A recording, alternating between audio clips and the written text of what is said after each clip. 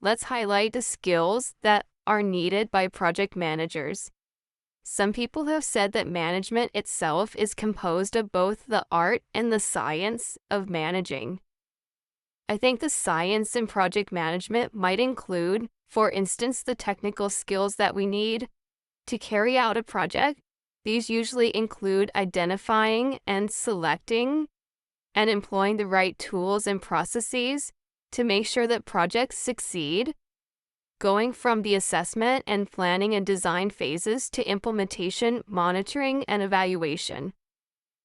But frankly, a lot of project management falls into the category of the art of management. For instance, strong project managers need good interpersonal skills.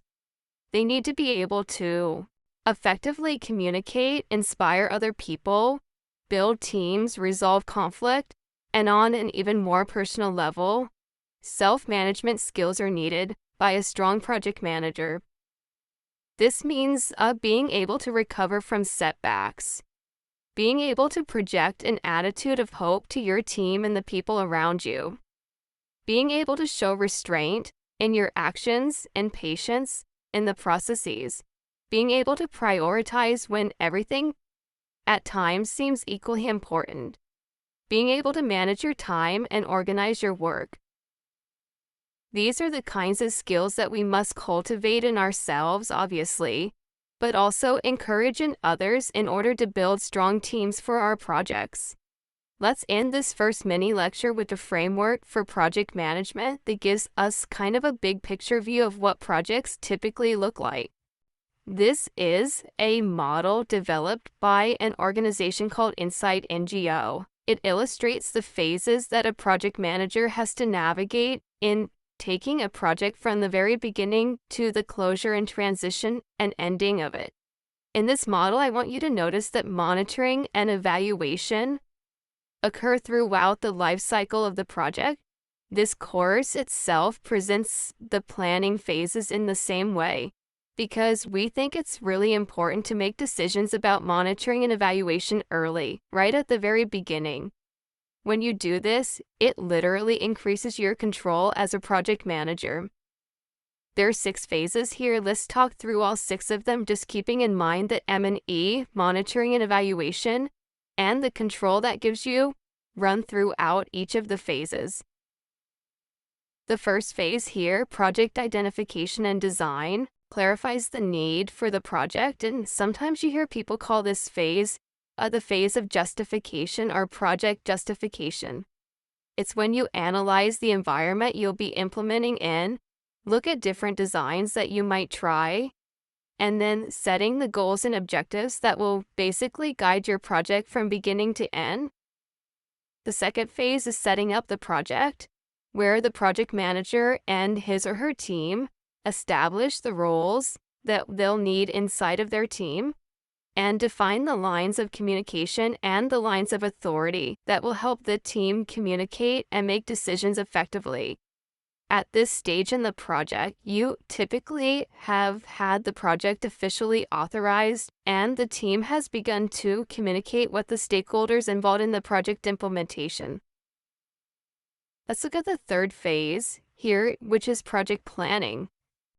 In this phase, you and your team are developing a detailed and hopefully a comprehensive implementation plan that anticipates as much as possible about the barriers and the facilitators that will help you implement.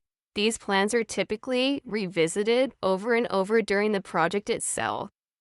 For example, you can see the triangles here. Insight NGO calls these the decision gates, and they're points at which you may need to look at your work plan and anticipate changes that could come up or make changes if they are, in fact, in evidence and requiring you to make some adjustments in the work plan. The implementation phase refers more to the day-to-day work of leading and managing your project. These are the things that you would expect in your day-to-day work, like communicating regularly with your stakeholders or your funders.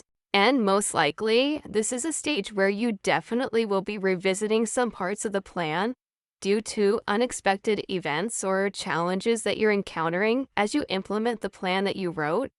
For instance, the Ministry of Health might want you to increase the scope of your activities if you're working with them as the primary stakeholder.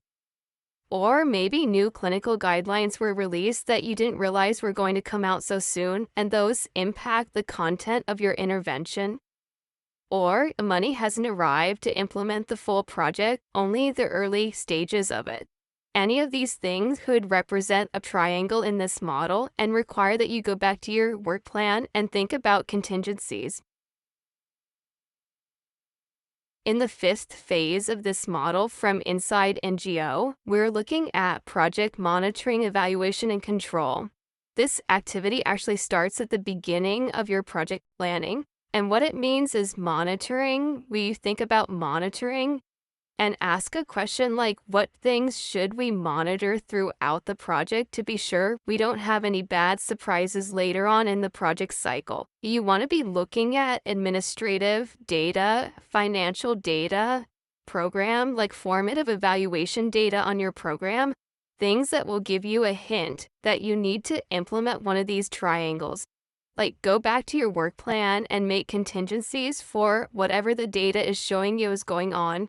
That could be high turnover, for instance, on your team. You're not going to see that unless you're looking at HR data. Or you may be overspending or underspending at any predicted point in this cycle.